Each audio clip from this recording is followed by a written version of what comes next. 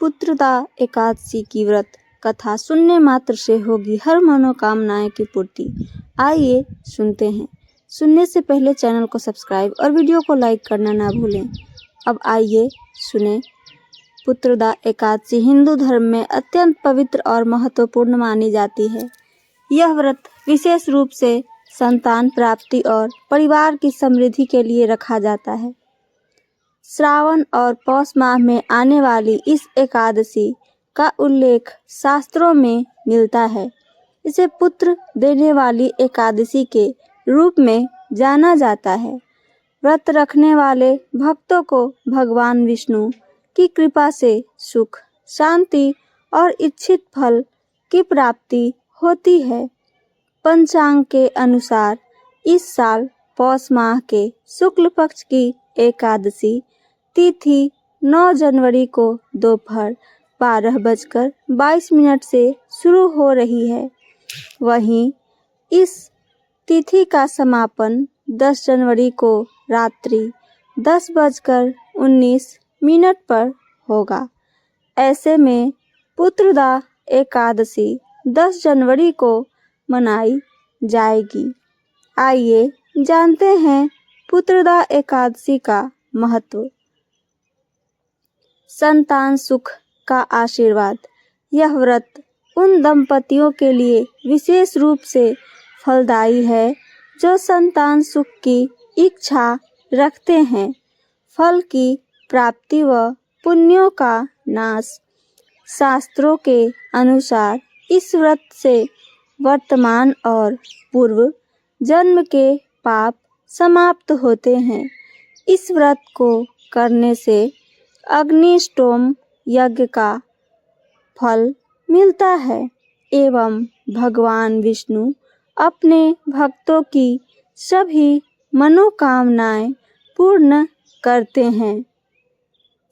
मोक्ष की प्राप्ति। पुत्रदा एकादशी व्रत धर्म, पुण्य और मोक्ष प्रदान करता है।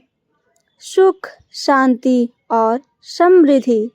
यह व्रत परिवार में सुख, शांति और समृद्धि लाने वाला माना जाता है।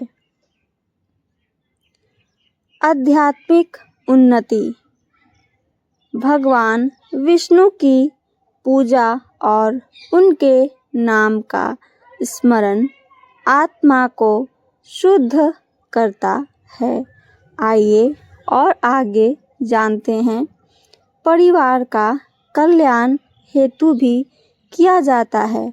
व्रत न केवल संतान प्राप्ति के लिए बल्कि संपूर्ण परिवार के कल्याण के लिए भी शुभ माना जाता है। यह व्रत पुत्रदा एकादशी का पूजा विधि आइए यहाँ पे जानते हैं।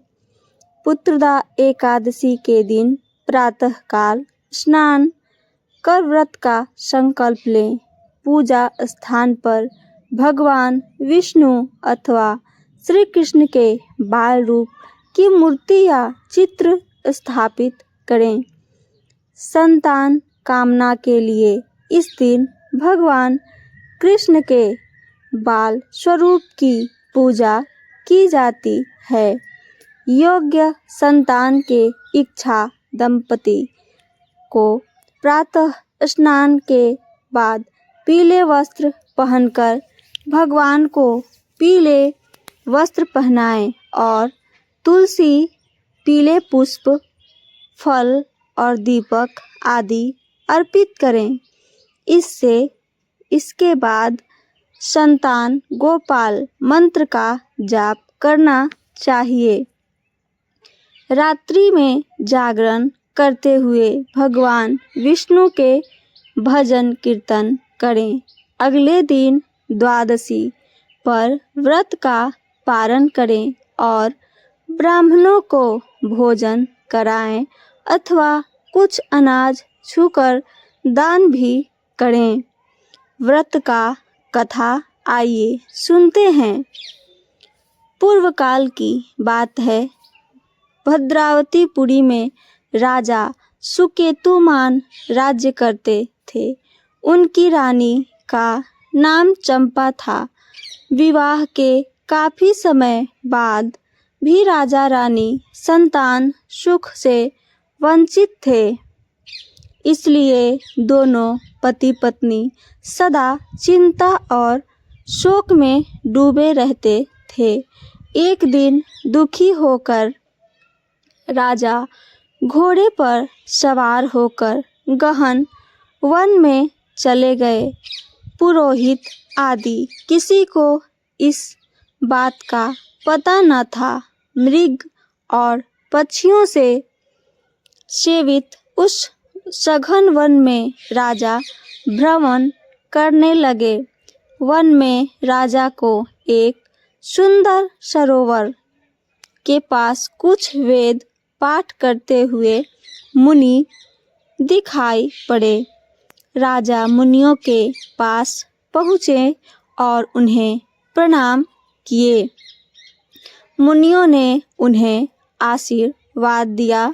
मुनियों ने बताया कि हम विश्वदेव हैं, यहाँ स्नान के लिए आए हैं।